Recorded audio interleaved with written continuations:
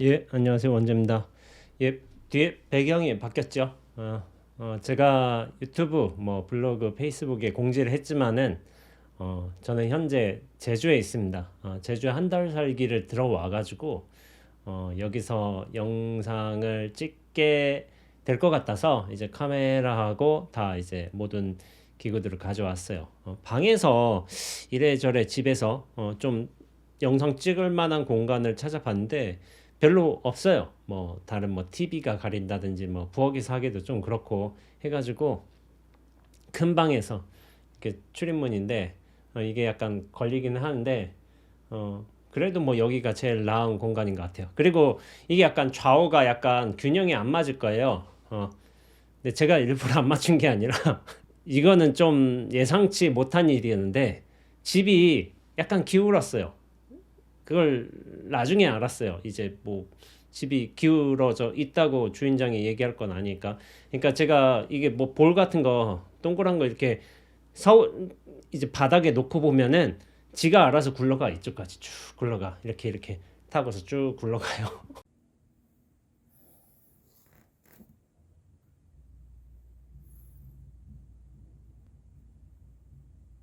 그래서 야 이거 어쩌지 하고서 며칠 정도 여기 집에 머문 지 며칠 정도에 하루 이틀 정도는 좀 어지러웠어요. 어지러워가지고 이거 뭐지 하고서 내가 뭔가 피곤한가라고 생각을 했는데 나중에 보니까 기울어져 있더라고요. 대략 제가 이제 수평계라고 해야 되나 그런 걸로 검사를 해보니까 3.5도에서 4.5도 정도 약간 기울어져 있어요. 이게 눈으로도 보일 거예요. 이렇게 쭉 해가지고 근데 이게 전혀 예상치 못한 일이었죠. 그래서 야 이거 바꿔야 되나 집 딴 데로 가야 되나 생각을 해봤는데 좀 이제 며칠 지나고 보니까 괜찮아요. 근데 집도 저 작은 방이 좀 심해요. 여기는 좀 괜찮고 그래서 좀 잘만 하기도 해서 뭐 그냥 지낼만 하다 싶어가지고 또 뷰도 좋고 하니까 그냥 여기서 머물러야 되겠다라고 생각을 했고요. 그리고 뒤에 여기가 유리다 보니까 이게 뒤에 저기 창에 보여요. 창에 반사돼서 지금 보이고 있죠. 저걸 약간 닫아놔 봤는데 블라인드를 좀 잠궈 봤어요. 그러니까 좀 빛이 안 들어와서 조금 영상이 안 좋더라고요. 그래서 어쩔 수 없이 좀 열어놓고 바깥 풍경도 보이고 어, 뭐 그러고 있어요. 그래서 여기서 촬영해야 되겠다 싶어가지고 결국엔 이 자리에서 촬영을 하고 있습니다. 사실 제주 와서 법문 영상을 찍을까 말까 고민을 했었는데 이런 생각도 했었어요. 제주에 오니까 그냥 여행 다니는 거나 한번 찍어볼까? 뭐 영실이라든지 한라산 등산하는 거 이런 거 찍어서 한번 올려볼까?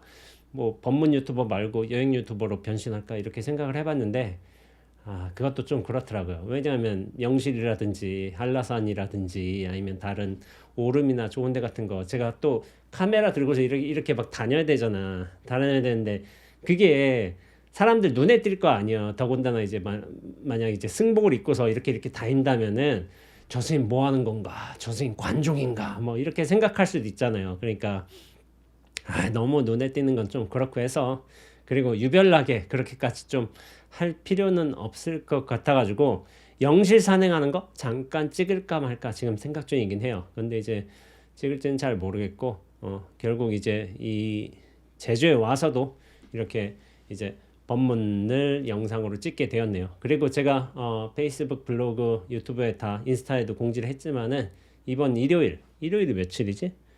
25일인가?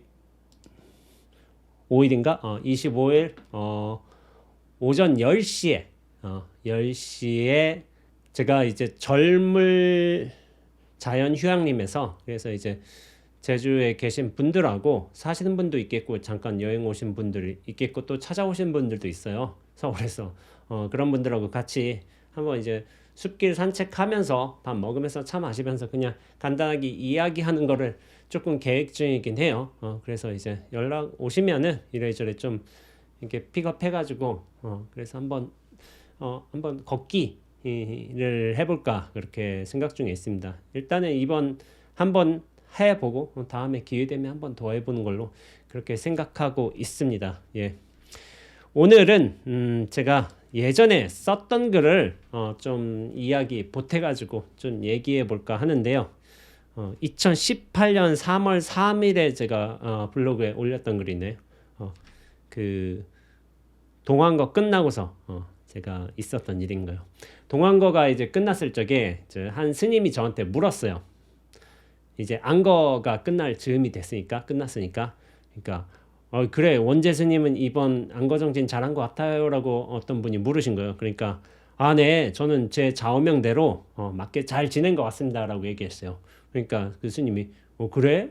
그럼 스님 좌우명이 뭔데요? 이렇게 한 거예요. 그러니까 제가 거기서 제 좌우명은 최선을 다하지 않으리라입니다. 라고 이 좌우명으로 잘 지냈습니다. 라고 한 거예요. 그러니까 약간 안거를 끝낸 수자 입장에서 화두 정진이 여일했습니다. 좀 힘을 얻는 것 같습니다.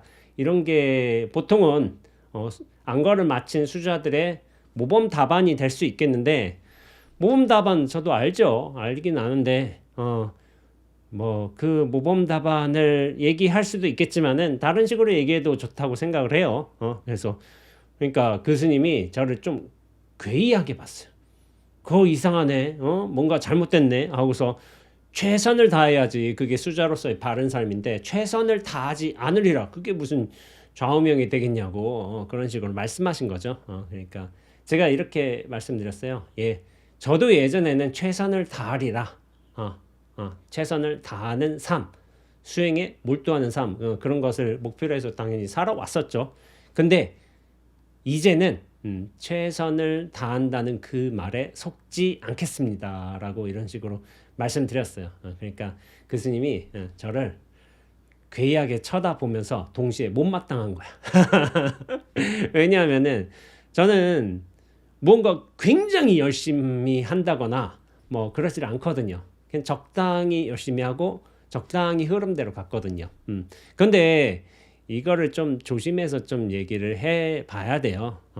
최선을 다하지 않으리라 라는 것을 인생의 좌우명으로 삼는다면은 그건 그 사람이 어떤 사람인가를 좀 돌이켜 봐야 되는 일이지 그 말 자체로 따라서는 안 돼요. 사실은 최선을 다하지 않으리라 이 말을 좌우명으로 썼던 분은 누구냐면은 제 도반 스님이셨어요. 제가 세계일주 중에 만난 도반 스님이신데 저의 이제 군대 선배님이기도 해요. 캠프 하우스 파주에 있던 캠프 하우스의 군대 10년 선배예요. 근데 저와 이제 구족계 도반 스님이세요. 근데 나중에 이제 캄보디아에서 만났거든요. 근데 이제 캄보디아에서 만났는데 아동센터 그렇게 운영하고 계신 스님이신데 저랑 만나고서 이래저래 얘기하다가 군대 얘기 남자는 군대 얘기도 하거든요. 그러다가 도반이라고 연세는 저보다 10살 많으세요. 근데 이제 나중에 군대 얘기하다 보니까 캠프하우스 얘기가 나온 거예요. 그래서 뭐지? 나도 캠프하우스 출신인데 하니까 제가 2002년 군번이었을 거예요. 제가 군대를 좀 늦게 갔으니까. 근데 저보다 10년 선배님이시더라고요. 나이가 10살이 많아서. 그래서 일어나서 제가 선배님 죄송합니다. 제가 실수됐습니다라고 이제 이렇게 좀 참회를 했던 면이 있죠. 그러니까 스님이 좀 웃으면서 장난 그만하라고 하고서 이렇게 하고서 저보다 10살 형님이시니까 또 군대 선배님이시니까 그냥 도반 스님이지만은 그런 식으로 좀 약간 예의도 차리고 농도 치고 그랬던 면이 있네요. 그분께서 최선을 다하지 않으리라 이거를 당신의 좌우명 삶의 원칙처럼 말씀하신 거예요. 그러니까 저는 그게 귀에 딱 꽂혔어요. 그분께서 과연 최선을 다하지 않으셨을까 그럼? 아니요. 굉장히 열심히 산 스님이에요. 이래저래 사는 이야기를 좀 들어봤지만은 저도 정말 이제 몰두하면서 살고 그렇게 사신 면이 있는데 아마도 그럴 거예요. 너무 최선을 다하다 보니까 거기에 에너지가 과소비가 됐어. 과소비가 돼가지고 너무 진이 빠졌어. 그런 일들이 좀 허다하다 보니까 당신께서 좀 그거를 좀 균형을 맞추시겠다. 그런 측면에서 최선을 다하지 않으리라는 것도 있겠고 또 삶의 여유 측면 좀 더 열린 측면을 좀 더 보겠다. 그런 차원에서 최선을 다하지 않으리라 그런 말씀을 하셨을 가능성이 높다고 생각을 해요. 근데 그분은 굉장히 최선을 다하시는 분이에요. 저도 최선을 다하지 않으리라. 최선을 다하겠다. 이건 되게 흔한 거잖아. 목표 중에. 근데 최선을 다하지 않으리라. 이걸 삶의 좌우명으로 삼았다 한다면은 그것을 그냥 그대로 들을 것만은 아니라 어떠한 삶을 살아왔겠구나 하는 식으로 유추를 해볼 수도 있는 것 같아요. 근데 이제 이분께서는 저한테 이제 동안거 열심히 수행 잘했냐고 물으신 분께서는 언제나 최선을 다해야 된다. 화두 정진 이뤄야 된다. 화두를 놓지 말고 꾸준히 지켜나가야 된다. 그런 주장을 평상시에도 하시는 분이에요. 근데 이제 승납이 30년이 넘으셨거든요. 근데 제가 생각하는 30년의 승납은 조금 달라요. 의미가 30년이면은 어느 분야에서건 그 베테랑의 수준이야. 베테랑. 그냥 전문가를 넘어서서 누가 물어봐도 누가 이제 어떤 질문을 해야도 거기에 대해서 모든 답변을 할 수 있고 어떤 전공 분야이든지 간에 거기에 해박한 지식을 알고 있을 뿐더러 그 분야에 관해서 굉장히 여유 있는 모습을 보여야 된다고 생각을 해요. 그 분야에 항상 최선을 다한다, 노력한다, 철두철미하다. 저는 이런 것도 좋겠지만은 거기에 너무 철두철미하고 이미 끝까지 가봤기 때문에 굉장한 여유를 부리면서 좀 편안하게 있어도 되는 시간, 그런 여유가 있는 승납이 아닌가, 저는 그런 생각을 하고 있어요. 그래서 제가 이거를 2008년도니까 지금부터 몇 년 전이에요? 4년 전이죠. 제가 승납이 12년 차네요. 12년 차 때 이런 글을 썼는데, 그렇다면 제가 절집에서 12년 동안 수행을 해온 거야. 근데 저는 이렇게 생각을 하고 있어요. 10년 동안 어떤 분야에서 정진을 한다면 그 분야에 전문가가 되어야 된다고 생각을 해요. 10년 결코 작은 시간은 아니에요. 자동차 정비를 한다 하더라도 10년이면 아마 제가 잘은 모르겠지만 모든 어떤 기술들은 다 이제 익혔으리라고 생각을 해요. 그리고 어떤 뭐 공예를 한다든지 미술을 한다든지 10년이면 되게 긴 시간이에요. 거기에 어떤 전문가가 되기에는 부족한 시간이 아니에요.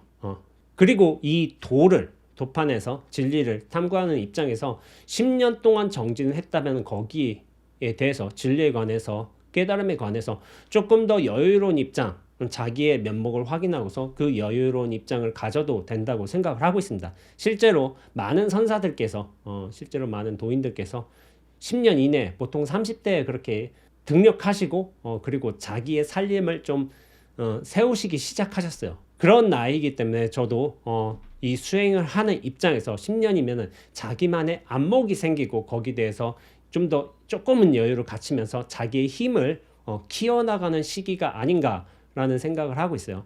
마냥 무조건 노력해야 된다, 절대 놓지 말아야 된다, 이거는 좀 늦었어요. 제가 볼 적엔 수자 입장에서는 10년 정도 수행을 했다면 본래 면목을 확인하고 자신의 안목을 어느 정도 갖춰나가고 그거를 다듬어 나가는 과정에 있어야 된다고 저는 생각을 하고 있어요. 그래서 그런 차원에서 저는 최선을 다하지 않으리라는 것을 어떤 좌우명처럼 말씀드린 거예요.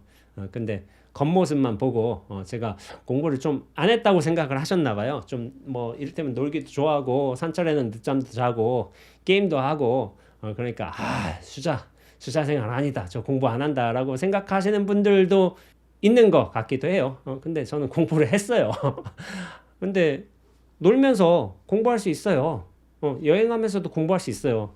근데 여행과 공부가 따르고 뭐 노는 거하고 이게 뭐 그게 공부가 따로다, 전혀 분리된 일이다, 반대된 일이다라고 생각하는 거는 착각이에요.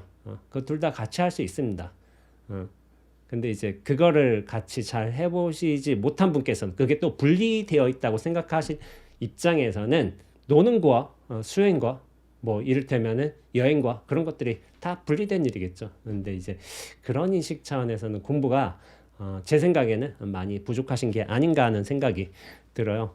그래서 이 스님께서는 저보고 약간 신심이 떨어졌다, 퇴타했다, 이제 노력하지 않는다, 그런 식으로 생각하신 것 같아요. 그러면은 그런 식으로 보시는구나, 어느 정도 공부 수준에 계시겠구나라고 제가 그렇게 생각하기도 하죠. 당신께서는 뭐 저를 파악하셨다고 생각하실 수도 있겠지만은 이게 참 무서운 일이에요.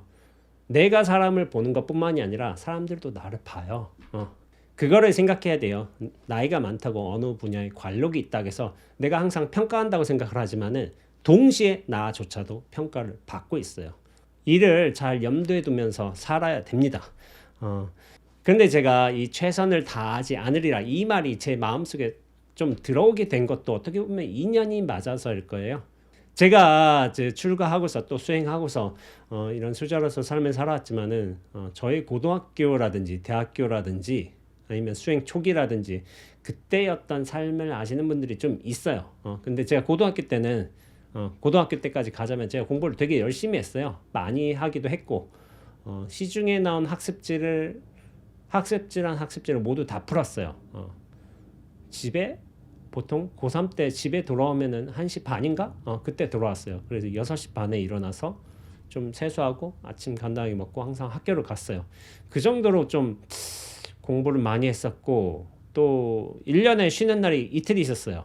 추석하고 설날 이렇게 딱 이틀만 쉬었어요. 그 외엔 다 공부만 했어요. 공부만. 학습량이 월등히 많기도 했고 성적도 굉장히 잘 나왔어요. 잘 나왔지만은 뭐 이런저런 시련을 거치고서 나중에 이제 종교학을 전공하게 됐죠. 하고 됐지만은 이제 학교에 들어가서도 약간 그 기질이 있는 거야. 모범생 기질. 약간 근면한 기질. 그래서 시험을 봐도 보통 여학생들이 공부를 잘하는 것 같아요. 제가 볼 적에는 대학생 때도. 근데 이제 저도 대학생 때 뭐 학점이 뭐 물론 안 좋은 때도 있었지만은 대부분은 좋았어요. 대부분은 좋아가지고 그냥 잘 졸업을 했어요.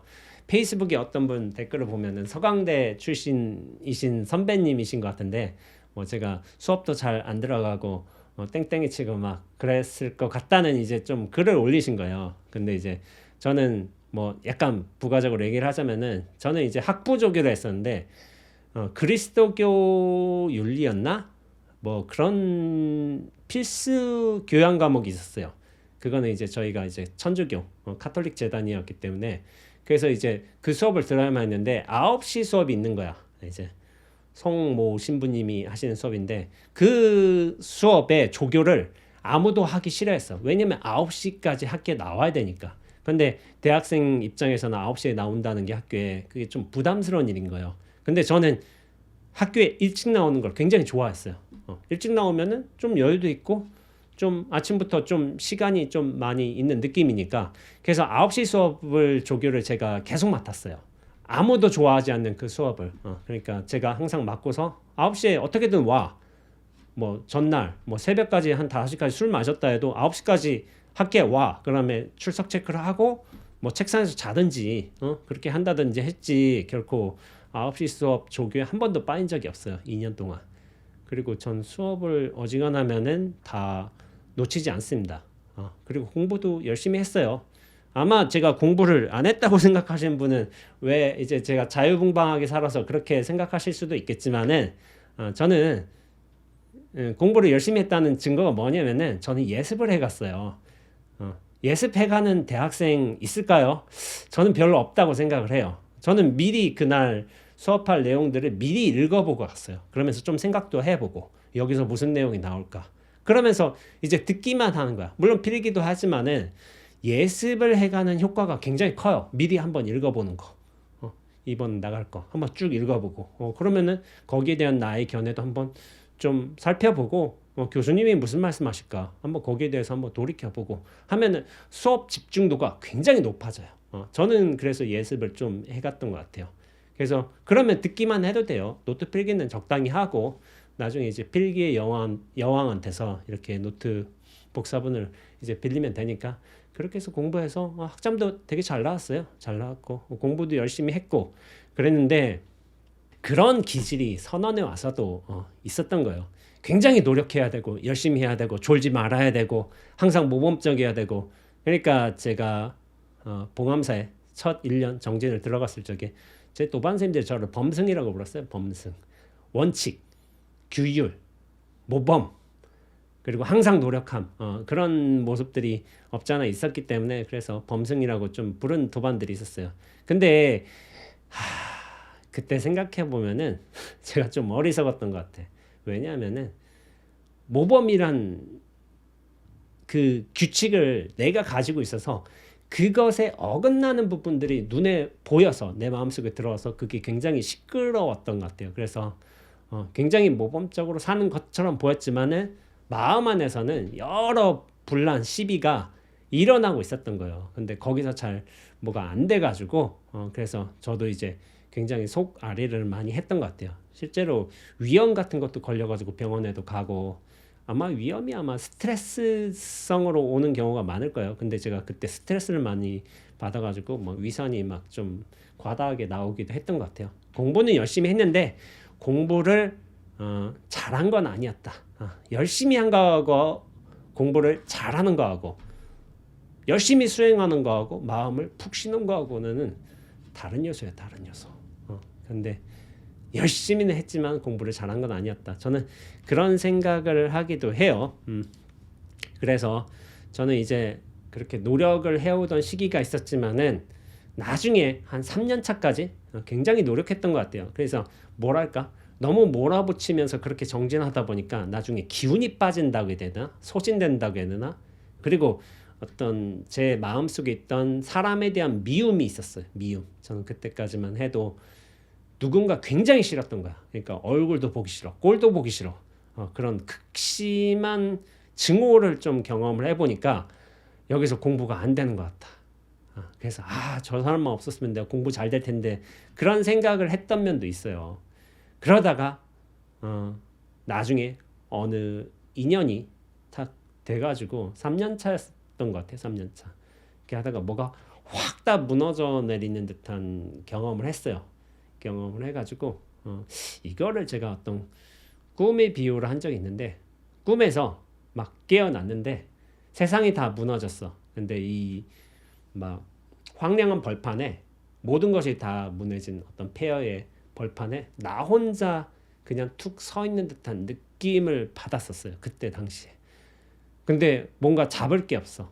다 무너졌지만은. 그래서 공부에 약간 갈피를 잡지 못했던 측면. 무언가 쉬어지긴 했지만은 사람에 대한 증오심은 무너지긴 했지만은 그런 것들을 거치면서 뭔가 갈피를 잡지 못했던 때가 그런 3년차 때가 아니었던가 싶어요. 그래서 그때 이후로도 계속 정진을 했어요. 그러다가 이제 제가 말씀드렸던 것처럼 세계 일주를 가게 된 것도 4년 동안 5년 동안 정진을 했지만은 무언가 확실하게 잡히는 게 없어. 열심히 노력은 해왔지만은 뭐지? 나는 왜 이렇게 공부를 못하는 것 같지? 라는 생각이 들어가지고 그런 이제 매너리즘에 좀 빠질만한 때이기도 했어요. 그러니까 아예 리프레시를 해보자. 그래서 아예 바깥으로 확 나가보자 해가지고 그냥 세계 일주를 간 거였어요. 그때 이후로 공부가 잘 됐던 측면이 있어요. 공부가 왜 잘 됐느냐? 이거를 사람들이 물어보기도 해요. 그러니까 세계 일주 다니면서 조금 더 많은 사람들 경험하면서 좀 내 생각도 돌이켜 보면서 또 건강하게 돌아다니면서 이렇게 하면서 좀 심신이 좀 편안해진 게 아닌가라는 생각이 들기도 하는데 그때부터 세계 일주 다녀온 뒤부터 제가 이제 뭐 눈앞을 얻게 되었다 뭐 이런 식으로 얘기를 하기도 하지만은 징조가 있었어요. 징조가 있었는데 여러모로 차를 마시는데 찻잔이 보이는 거야 자꾸. 차 따르는 소리가 들리고 근데 예전과 계속 다르게 보이고 다르게 들려. 이거 뭐지? 하고서 그때는 좀 의문스러웠어요. 그러니까 이게 나중에서야 한 건데 보이는 건 보이고 들리는 건 들리되 그때부터 어떤 전체적 시선으로 보기 시작했던 것 같아요. 그러니까 이전과 전혀 다르게 보이고 또 다르게 들리는 거야. 근데 뭐지 하면서 전체로 확장되는 과정에 있었던 것 같아요. 그게 이제 망월사 때까지 있었던 것 같아요. 제가 2014년도 동안과의 송광사에서 그렇게 뭔가 확장되는 느낌이 있었지만 2015년도, 16년도 그렇게 망월사 사면서 그때부터 확연히 좀 넓어진 것 같아요. 그래서 제가 그것을 눈앞이 따라다닌다 라는 식으로 표현을 한 적이 있죠. 왜냐하면 망월사에서 도봉산에서 뭐 북한산 갈 때도 뭐 이 봉우리에서 저 봉우리 갈 때도 계속 다니는데도 뭐지? 이 신기하게 계속 전체가 함께 다니는 느낌인 거야. 내가 분명히 이 봉우리 저 봉우리 옮겼고 망월사에서 이 봉우리를 옮겼는데도 계속 이 전체가 따라다녀.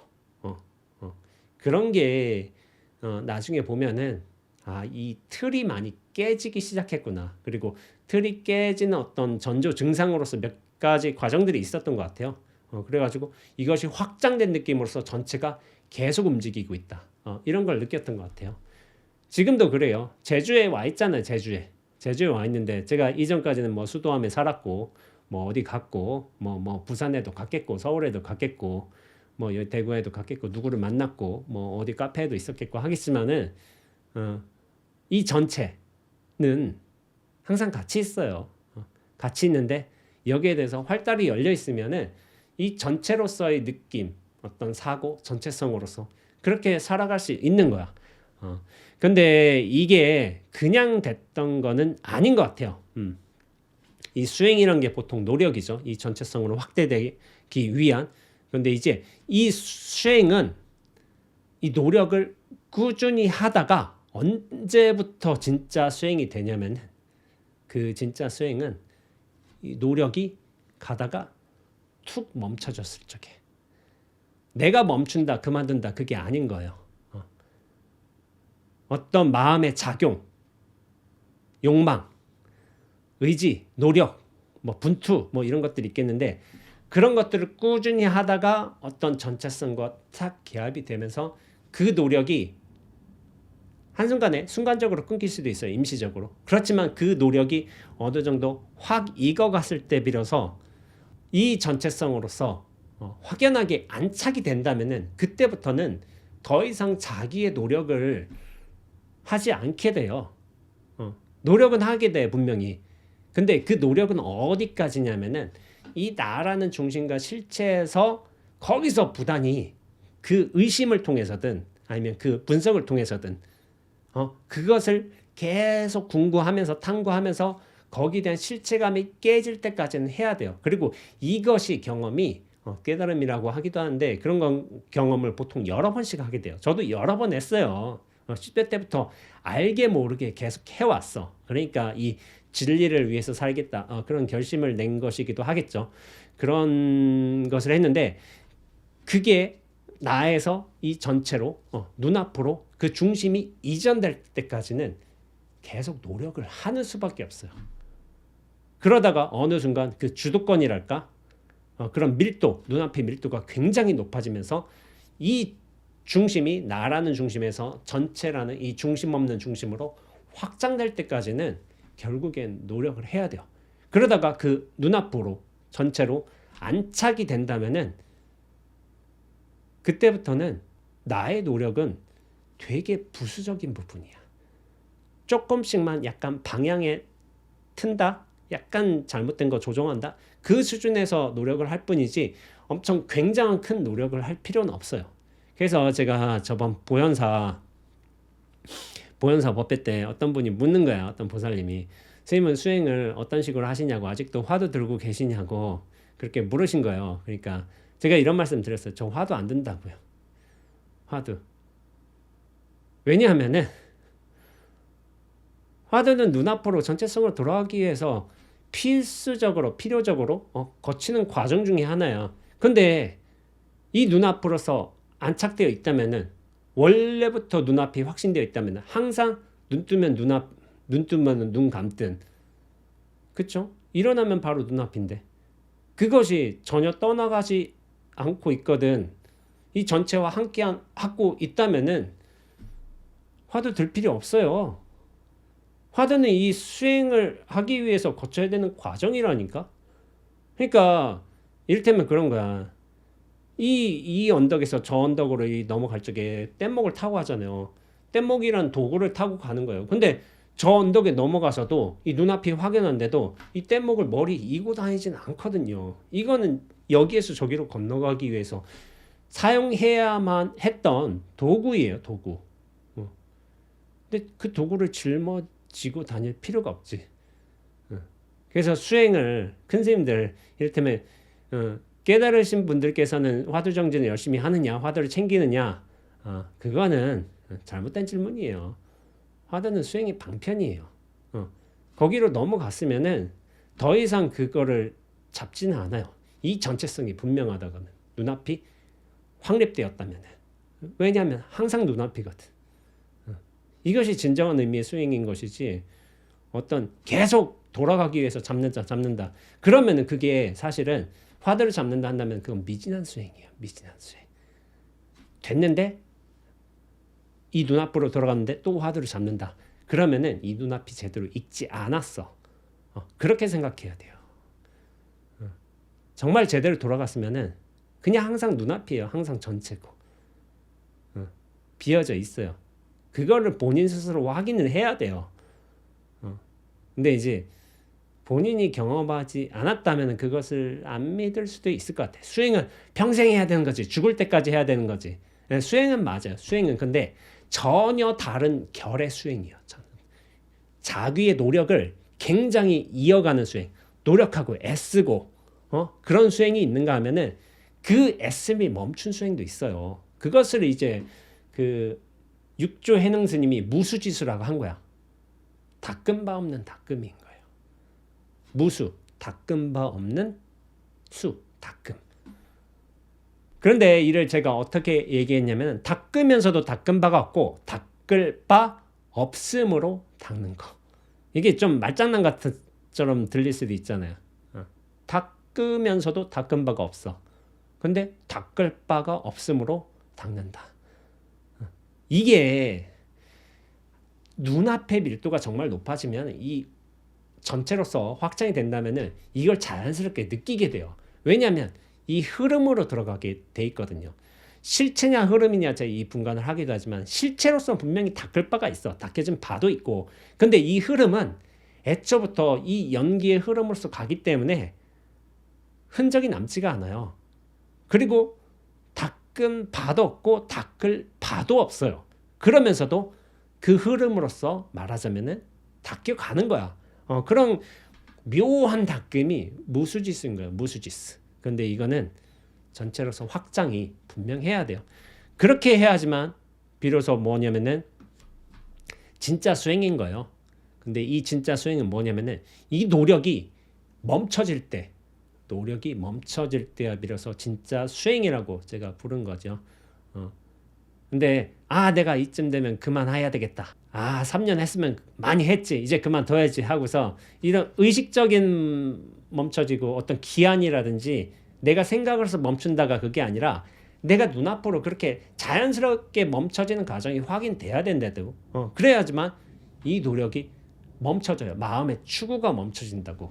그때가 자귀로서의 수행을 멈추는 때이고 진정한 의미로서의 수행, 무수지수를 닦는 때예요. 닦는 때.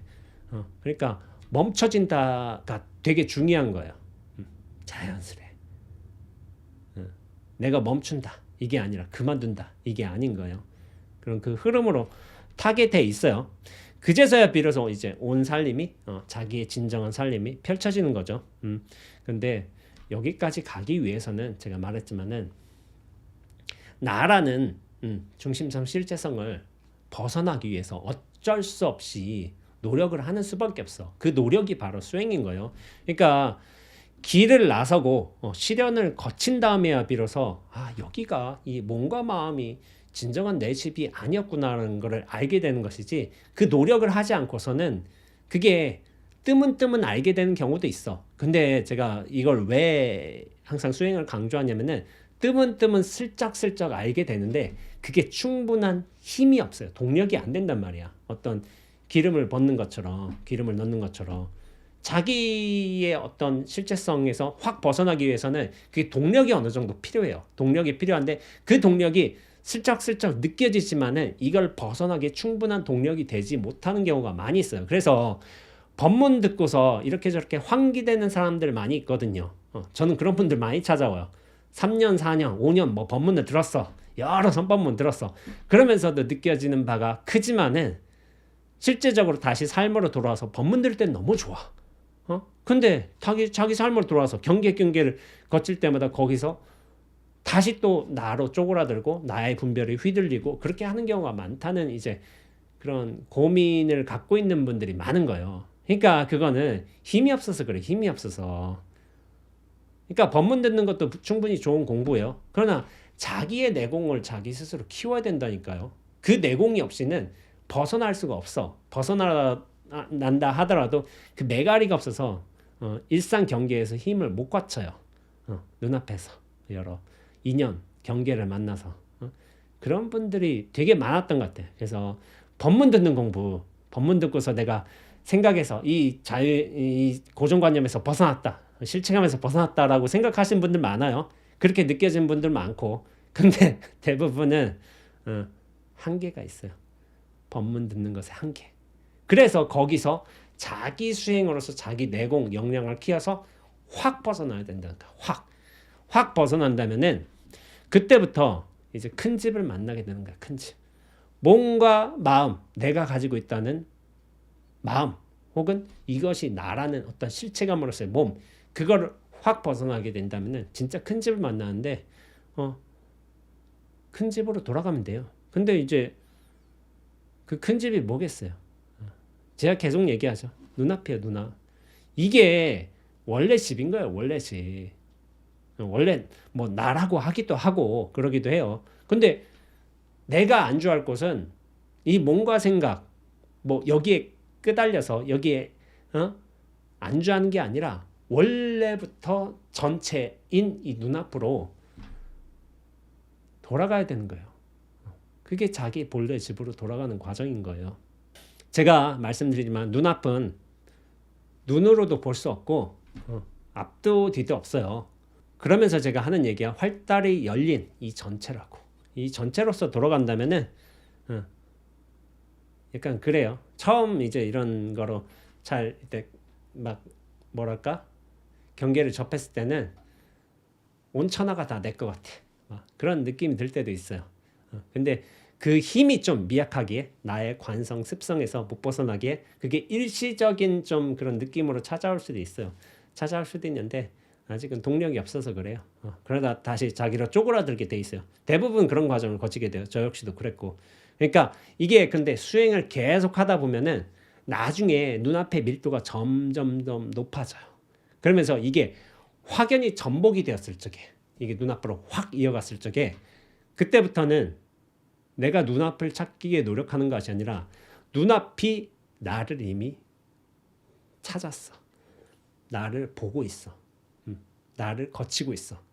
이런 중심의 이전이 분명히 일어나게 됩니다. 나에서 눈앞으로 이전이 일어나게 된다는 거예요. 그러니까 이 전체성으로 돌아간다면, 눈앞으로 제대로 돌아간다면 이때부터 확연이라고, 확연무성, 달마대사가 확연무성이라겠죠. 그리고 승찬 스님은 통연명백이라고 했어요. 확연, 명백. 그리고 제가 예전에 썼던 글이자 영상 제목 명백함의 일미. 명백함의 일이야. 전체성으로서 투명하고 분명해요. 이렇게 돌아가게 되어 있습니다. 아까 전에 제가 무수지수라고 했잖아요. 무수지수는 자기 면목을 제대로 확인한 뒤에서야 무수지수라고 할 수 있어요. 자기 면목을 확인도 못했는데 이를테면은 스님 이거는 수행이 필요치가 않습니다. 수행해서 깨닫는 게 아닙니다. 뭐 이런 식으로 얘기한 친구가 있었어. 그러니까 그 친구한테 그건 네가 할 소리가 아니고 네 면목이나 확인하고 그런 얘기를 하세요. 하고서 생각이야 생각. 노력도 안 하고 자기 면목이 정말 확인된 상태에서 그런 얘기를 하는 거하고 자기 여전히 생각에 굴림을 당하는 입장에서 그런 거로 가는 거하고는 달라요. 이게 눈앞이 정말로 확인된다면은 그때부터 말하는 게 달라져요. 사람 느낌도 다르고 눈빛도 다르고 그래요. 그래서 이제 말로서는 그렇게 알아볼 수가 없는 거야. 글로서도 조금 알아볼 수 있긴 한데 저는 사람의 어떤 공부된 수준, 어떤 마음이 편한 수준을 알아보기 위해서는 직접 대화를 해보는 게 가장 중요하다고 생각을 해요. 대화를 해보면 느낌이 나요. 저 사람 어느 정도 공부했구나, 어느 정도 안목이 잘 열리셨구나, 이런 게 생각이 나요. 그 사람 공부의 밀도가 느껴진다고 해야 되나? 여유도 느껴지기도 하고 그러면서 얘기해보면 약간 느낌이 나는 것 같아. 그래서 눈앞으로서의 그 전환, 그 주도권의 전환이 확실하게 일어난다면은 그때부터는 내가 굳이 그렇게 노력을 심하게 하지 않아도 돼요. 굉장히 노력한다, 애쓴다, 철두철미하다, 여기서 고군분투한다, 그런 거는 더 이상 의미가 없어요. 그런 과정이 아니고 그런 눈앞에 맡기면서 나는 그 흐름에 묻어가는 흐름으로서의 수행을 하게 돼. 그러니까 아까 전에 얘기했잖아요. 방향 조정 같은 거 약간 살짝 환기시켜주고 그 정도만 해도 사실은 충분해요. 왜냐하면 그 주도권이 눈앞으로 넘어갔어. 그러니까 이전엔 내가 눈앞을 찾으려고 노력했잖아요. 노력하고 어떻게든 애쓰고 하다가 그 노력이 푹 꺾일 적에, 어떻게 보면 그 자기로서의 노력이 확 씌어줄 적에 그때 눈앞이 확 드러나게 되는데, 그 주도권이 확실히 넘어갔으면 그때부터는 이제 눈앞이 나를 닦는데도 나를 닦아 자연스럽게. 이게 진여자성이 자기를 스스로 훈습한다, 뭐 닦는다 이런 식으로 얘기를 하기도 해요. 근데 거기에 내맡김의 정도가, 눈앞에 내맡김 정도가 크면 클수록 눈앞은 나를 잘 닦아가고 있어요. 그러면서 내가 비워지는 거야. 더 말끔하게. 약간 때 같은 거, 약간 잔여물 같은 거, 남은 습기 같은 거, 관성 같은 게 있긴 한데 내맡김의 정도가 크면 클수록 그것은 빠르게 없어져요. 그러면서 제가 얘기하죠. 눈앞에서 나라는 존재가 통로로서 기능하게 된다고. 그러니까 예전에는 막 중심과 실체야. 내가 세상을 다 컨트롤해야 돼. 이 사람 저 사람 내가 다 분별해야 되고 다 내 걸로 해야 되고, 나란 존재감을 확인하는 차원에서 고통, 번민 이런 것들이 늘게 되지만은 나중에는 어떻게 보면 눈앞으로서 나라는 통로를 거치면서 진리가 발현이 되고 또한 진리가 흡수가 되는 거야. 이런 통로 역할을 하게 돼 있는 거예요. 통로 역할. 그러니까 나는 소중한 도구가 되는 거야. 과정이고. 그렇게 되는 거예요. 그러면서 이 진여자성이 눈앞이 스스로 나를 닦아가게끔 하기 위해서, 그런 힘을 얻기 위해서는, 그런 과정까지 도달하기 위해서는 수행을 해야 되는 수밖에 없어요. 그러니까 어쩔 수 없이, 제가 말하지만은 어쩔 수 없이 수행을 해야 된다고 말하는 것이지 그런 거예요. 반드시 필수다. 필수가 아닌 사람도 있어요. 그러나 이제 육조 해능 스님처럼 그런 분들 필수가 아닌데, 대부분의 모든 선사들, 심지어 부처님도 그러셨잖아요. 6년 고행하셨잖아요. 그런 분들도 하셨는데 내가 뭐라고 안 한다는 생각을 하게 돼. 근데 조사 스님들이 수행에 속지 말라, 수행하지 말라, 이런 거는 나라는 중심과 실체를 가지고서 이 수행에 매몰된 사람들을 경책하기 위해서 하는 말인 거예요. 근데 이 눈앞을 확인한 사람들한테 뭐라고 얘기했어요? 이제 수행이 필요 없다. 그걸 알아버렸어. 거기서도 닦음이 있어요. 흐름으로서 들어가는 닦음인 거예요. 무수지수의 닦음. 거기서 또 수행을 하게 돼 있어요. 그러니까 이 수행은 착각에서 벗어나는 것이 수행인 것이지, 다 그렇게 분명하게 있다. 이 눈앞을 어떻게 닦는다고.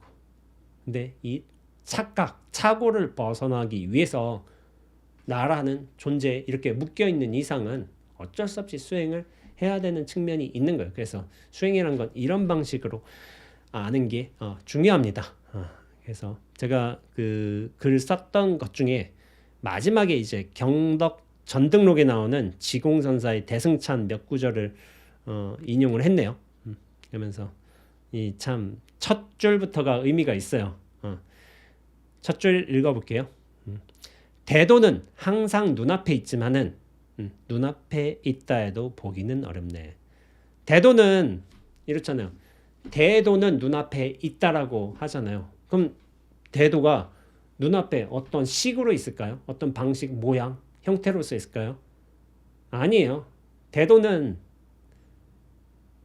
눈앞으로서 있어요. 눈앞으로서. 눈앞이 대도예요. 대도. 이게 이미 대도라도, 원래 이때도, 항상 이때도 눈앞은 대도로서 있는데, 대도가 눈앞으로서 있다고 해도 보기는 어려워요. 왜냐하면 나란 격을 가진 이상, 프레임을 가진 이상은, 프레임은 나란 실체가 있으면 다른 실체를 원할 뿐이지 이 실체 없는 실체를 인식할 수 있지는 않아요. 이것이 엷어지면서 나라는 실체와 프레임이 탁 깨지면서 전체와 만나게 될 적에 그것이 성품을 보는 거예요. 본래 면목을 확인하는 것이고. 근데 이 실체로서는 실체를 구할 수밖에 없어. 다른 거, 모양, 성질, 생각, 어떤 소리 같은 거. 근데 이 실체 없는 실체를 만나는 유일한 방법은 뭐냐면 나의 실체가 깨지면 어떻게 되겠어? 원래 전체로 돌아가겠지. 그게 만나는 소식인 거야. 만나는 소식. 그래서 맨 처음에 눈앞을 구하게 돼 있어요. 근데 이게 뭔 말인지 몰라. 맨 처음에는 도대체 저 스님 무슨 말 하는 거지? 눈앞에 뭐가 있다고? 이게 뭐라고 대수라고 그렇게 얘기하는 사람들 많이 있어요. 근데 나중에 수행에 나가다가 자신의 실체감이 깨지면서 그것들이 틈틈이 확인되면서 확장된 사람들이 있어요. 그런 분들은 왜 스님이 그렇게 눈앞 얘기하는지 이제서야 알겠다고 그런 식으로 말씀하신 분들이 있어요. 그러면서 내가 눈앞을 찾지만은 나중에 실체감이 깨지면서 눈앞이 나를 보게 돼 있어요. 그런 과정까지 가야 되죠. 도의 참된 본체를 깨닫고자 한다면 빛과 소리와 언어를 없애지 말라. 그쵸? 눈앞을 깨닫고자 한다면은 빛과 소리와 언어를 없애지 말라. 근데 이런 거예요. 저는 이거 보면서 이 구절이 생각이 나는데 증도가에 직절 근원이 불소인이여 적엽심지 불능이로다 이 말이 있어요. 저는 이제 영가 형각 스님이 이 구절을 되게 좋아하는데 이 뜻이 뭐냐면은 제가 예전에 영상에서도 얘기한 적이 있어요. 근원을 바로 끊음이 부처님께서 인가하신 바요. 입다고 가지 찾으면 입다고 가지 치는 것은 내 할 일 아니로다. 이 구절이 있어요. 그러니까 빛과 소리와 언어는 뭐냐면 대상이잖아요. 대상인데 이 대상을 자꾸 없애려고 하는 거야. 근데 이 대상을 없애려는 이유는 뭐냐면은 나조차도 실체와 어떤 대상으로서 있기 때문에. 그래서 실체는 실체를 없애려고 하는 거야. 대상은 대상을 없애려고 하는 거고. 근데 사실은 뭐냐면은 그 대상을 없애는다고 해서 이게 가능한 일이 아닌 거예요. 우리가 큰 나무, 뭐 이제 이를테면 뭐 제주시만한 나무가 있다고 쳐봐. 그럼 그 번뇌를 다 없애려고 한다면은 야 제주시에 그게 나무니까 이거 가지치고 있다고 하면은 그게 되겠어요? 여기 가지치면 또 어디선가 저기 없애면 또 나타나고 평생에도 안 돼. 그러면은 이거를 근원적으로 없애는 방법이 뭐냐면은 그 근원의 뿌리를 자르면 돼. 뿌리. 그 뿌리를 자르면은 가지나 잎은 그 번뇌라고 한다면은 그런 것들이 앙상하게 말라 죽을 수밖에 없는 거죠. 그 뿌리 근원을 찾아서 없애는 게 부처님이 인가하신 바라는 거예요. 입다고 가지시는 거 수행해서 잠시 고요해졌어. 잠시 평안해졌어. 그 수행 아니에요. 그런 효과가 볼 수 있기는 해. 근데 약간 누그러진 거야. 누그러진 거지. 또 인연되면 또 바라게 돼 있어. 사실 바란다고 해서 문제가 되는 거 아닌데 그 근원은 뭐냐면은 중심감과 실체감이야. 그것을 잘라버리면 그만인 거야. 그러면은 그 번뇌가 사라지게 되는 거예요. 근데 이게 뭐냐면은 그럼 생각도 없고 뭐 빛도 소리도 대상도 없고 이런 것들이 사라지는 것이냐? 아닌 거예요. 나라는 중심에서 대상을 대할 거, 경계를 대하는 거, 사람을 대하는 거, 생각하는 거 이게 아니라 전체로서 보게 되는 거야. 그때부터. 이 중심과 실체감은 프레임이 탁 깨지게 되면 이제부터 전체로 그 모든 빛과 소리와 언어가 보이는 거고 들리는 거고 나타나는 것이고 또 발현되는 거야. 그때부터는 이전에 내가 알던 대상이고 소리며 생각이며 그런 게 아닌 거예요. 전체로서 보게 된다면. 그래서 제가 말씀드렸잖아요. 송광사에서 똑같은 소리인데 전혀 다른 소리라고. 전체로서 보면은 그렇게 되는 거예요. 그러니까 그 중심 실체로서의 나를 없애는 게 중요하다. 그렇게 말씀드린 거죠. 그 다음 구절 보자면은 언어가 큰 도와 같으니 번뇌를 없앨 필요가 없네. 번뇌는 본래 비고 고유한 것인데 허망한 생각들이 서로 얽히고 설킨 것이네 라고 한 거예요. 선문에 번뇌적 보리라는 말이 있잖아요. 번뇌와 지혜가 같다. 이게 말이 되나? 번뇌를 없애야 된다고 생각하잖아요. 아니에요. 번뇌를 잡고 있는 이걸 번뇌라고 생각하고 있고 얽히고 설키고 잡아쥐고 또 이제 없애려 한다는 그 나의 근원을 뿌리는 나라니까 나의 실체감을 싹둑 없애면 돼. 그럼 그 전체로서 환원이 된다면은 이 번뇌가 아닌 거야 더 이상. 인연과 경계에 알맞게 나타난 생생한 지혜의 일들이 되게 돼 있어요. 이게 신비가 된다니까 생각들이. 모양 경계, 대상들이, 사건들이 삶이 신비를 변하는 거야. 그러니까 번뇌를 없앤다고 생각하면 안 돼요. 번뇌를 없앤다, 가라앉힌다. 그거는 칼 갖고 계속 이 제주시만한 나무에 입다기 치는 거야. 끝이 없어요. 근데 이 전체성으로서 보게 된다면은 인연 따라 다 진실하게 드러난 일들이 되는 거야. 그 모든 생각과 대상들이. 그러니까 번뇌 또한, 대상 또한, 경계 또한 제가 이런 식으로 얘기하죠. 진실해진다. 나로부터 갇힌다면은 번뇌지만은 이 전체로서 보게 된다면은 지혜의 일들이에요. 인연에 맞게끔 다 벌어진. 그 다음 구절. 움직임과 그침이 모두 사라져 항상 고요하면 저절로 진여와 하나가 될 것이네. 그렇죠? 이 전체는 항상 고요해요. 그리고 이게 정말 제대로 읽는다면은 눈앞과 언제나 통해져 있어. 이게 전체성으로 돌아가는 소식인 거예요. 대도는 수행으로 얻어지는 것이 아니다. 수행을 설하는 것은 무명의 범부들을 위한 방편일 뿐이네. 이를 깨닫고 수행을 돌이켜 살펴보면 비로소 그릇되게 공부한 줄 알게 되리라 했어요. 눈앞은 수행으로 얻어지는 게 아닌 거예요. 눈앞을 어떻게 얻을 수 있겠어? 수행으로 절대로 안 얻어져요. 얻을 방법이 없대도요. 근데 눈앞으로 돌아가는 유일한 방법은 이 나라는 프레임이 확 깨지면 돼. 고정된 실체로서의 자아, 이게 사라지면 그만인 거야. 그럼 원래 눈앞인 거야. 이게 또 성철 선생님께서 비유를 하셨지만은 저 구름 위에 태양은 원래 찬연히 빛나고 있어. 태양을 얻기 위해서, 태양의 빛을 얻기 위해서 이렇게 막 태양을 만든다거나 뭐 이렇게 할 필요가 없는 거야. 다만 구름에 가려져서 안 보이는 것 뿐인데 그 구름이 착각인 거야. 착각. 그 착각만 싹 걷어내면 돼. 근데 이 착각 중에 가장 큰 착각이 뭐냐면은 나라는 존재가 중심과 실체로 있다. 고정된 실체다. 자아다. 이게 착각인 거야. 그것만 싹 걷어낸다면은 원래 태양은 전체성으로서의 안목은 원래 환하게 이렇게 비춰지고 있는 거예요.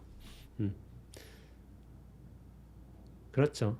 수행을 설하는 것은 무명의 범부들을 위한 방편일 뿐이네. 방편인 거예요.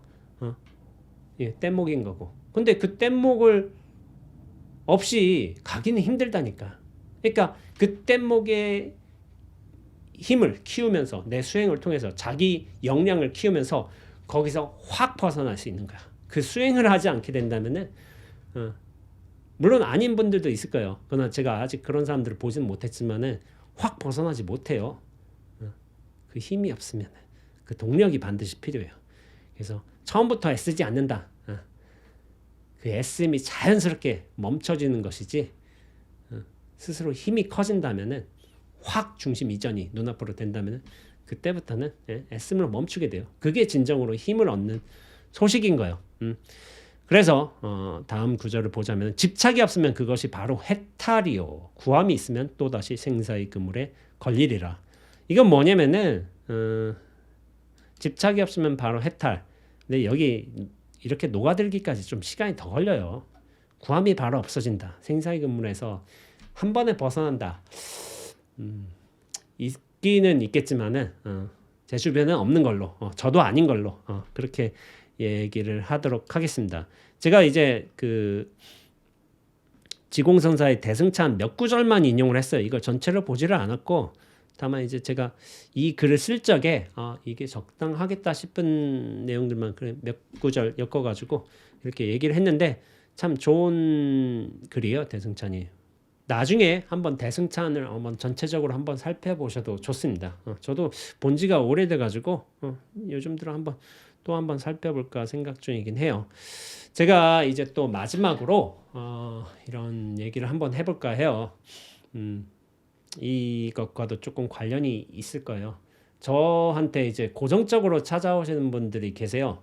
주기적으로 한 달에 한 번 혹은 한 달에 두 번씩 찾아오시는 분들이 계신데 1년 정도 이렇게 1년 넘게 찾아오신 분들도 계시고 그러면서 계속 뭔가 점검을 받으시기도 하고 당신 공부하신 거 약간 좀 얘기해 보시기도 하고 그런 거예요.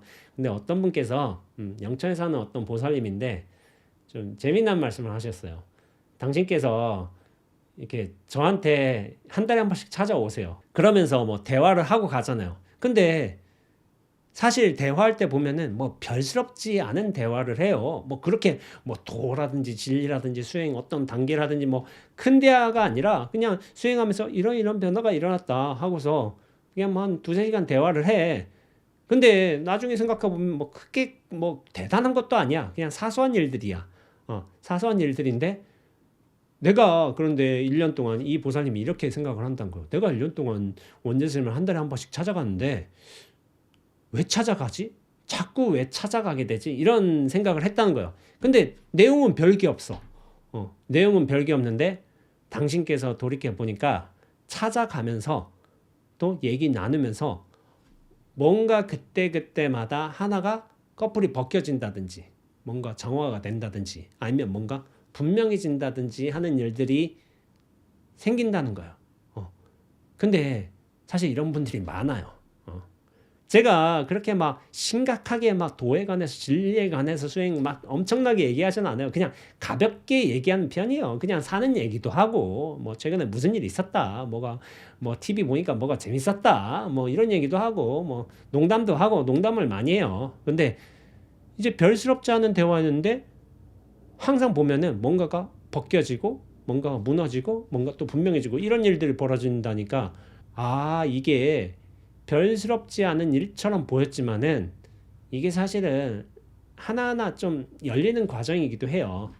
그러면서 이 분이 저하고 왕래한 지가 한 8개월, 9개월 됐나? 아마 그 정도 되셨을 거예요. 1년 됐나? 잘 생각은 안 나는데 확연히 바뀌셨어요. 제가 어떤 조언을 드려가지고 무슨 과정을 했으면 좋겠다 이런 식으로 말씀드리고서 그렇게 하게 되고 좀 더 당신 공부하신 거, 생각하신 거 이런 것들을 틈틈이 얘기하시면서 했는데 그게 나중에 어떤 패턴처럼 되어버린 거야. 근데 이것도 사실은 수행인 거예요. 내가 믿을 수 있는, 의지할 수 있는 어떤 공부가 된 분명히 어떤 사람이 있다고 쳐봐요. 그럼 분명히 나보다 공부한 사람 많아.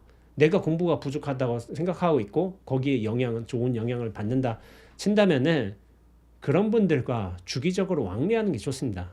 자신의 인연에 맞는 선지식은 분명히 있어. 근데 그 선지식과 왕래를 하면서 아무렇지 않은 단순한 대화를 한다 하더라도 거기에 공부에 대한 어떤 견해라든지 그 안목이라든지 그게 깃들어져 있어요. 그러면서 슬슬 녹아들어가 거기에 또 담기도 해요. 그래서 제가 한 달에 한 번은 자신 인연과 맞는 선지식이 있다면은 그렇게 왕래하면서 간단하게라도 대화를 해보라 그런 식으로 얘기하고 있어요. 근데 저와 이제 한 뭐 대여섯 분 정도가 그렇게 하고 있는데 대부분은 공부에 확연한 변화들이 있으세요. 그러니까 1년 만에 이렇게 왕래하면서 확 변했다고 이렇게 얘기하는 사람도 있어요. 근데 이제 그게 저일 필요는 없어요. 반드시. 그러니까 자기 인연에 맞는 다른 스승들이 있다면은 왕래를 하시라. 근데 이제 이 영천에 계시는 보살님은 이 사진 한 장을 가져온 거예요, 저한테. 그러면서 자기 어릴 때 사진이래. 그래서 제가 볼 때 한 초등학교 한 뭐 2, 3학년 뭐 이 정도 되는 것 같아요. 근데 이제 동물원 앞에 서 있는 것 같아요. 동물원 앞에 자기 친구하고 이렇게 서 있어, 둘이서.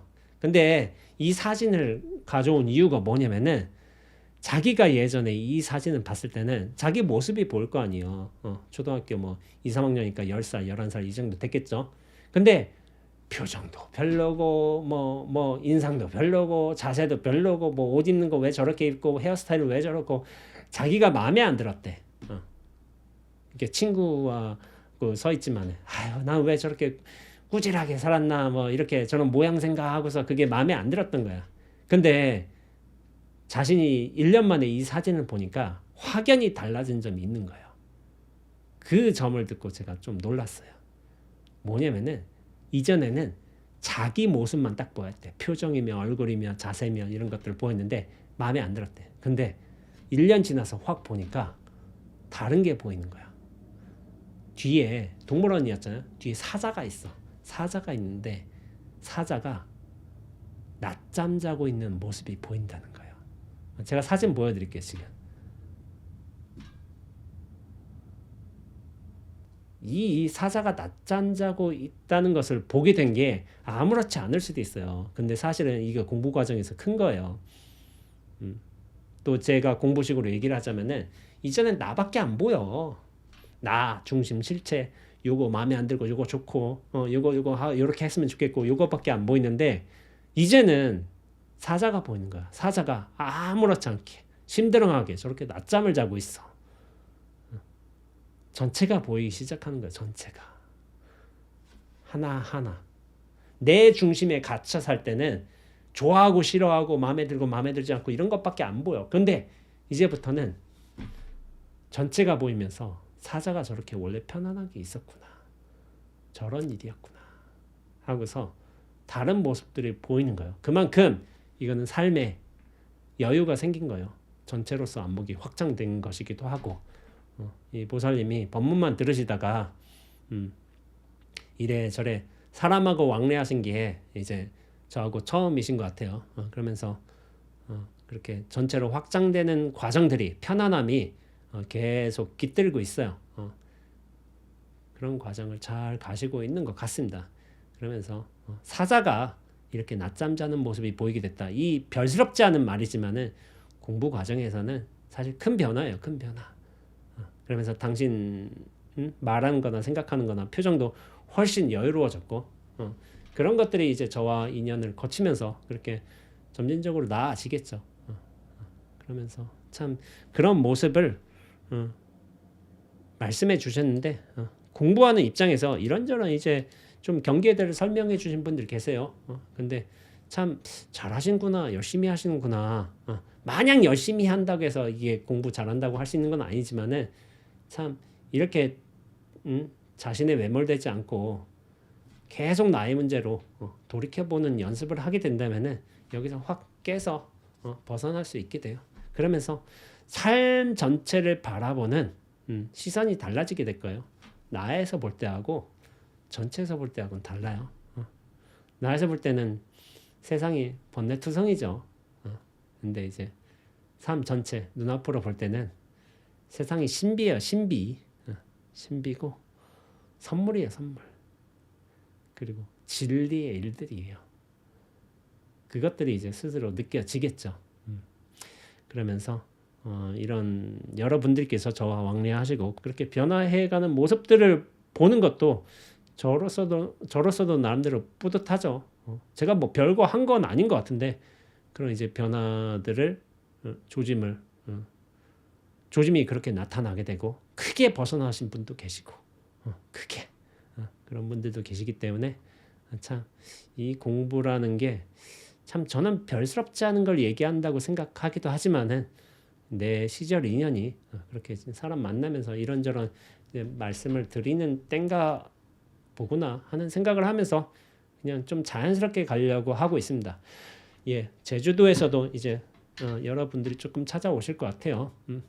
그럼 뭐 공부 얘기도 하고 슬 뭐 오름도 오를 수도 있고 뭐 노을도 볼 수도 있고 뭐 제주에서 뭐 식사도 같이 할 수 있고 그런 거라고 생각하고 있고 저는 최대한 이제 소탈하게 그냥 좀 자연스럽게 가려는 생각이에요. 그렇기 때문에 제주 한 달 잘 지내보면서 이래저래 공부인들도 만나보고 그냥 자연스럽게 시간을 갖도록 하겠습니다. 예, 다음 영상 때까지 또 잘 지내시고요.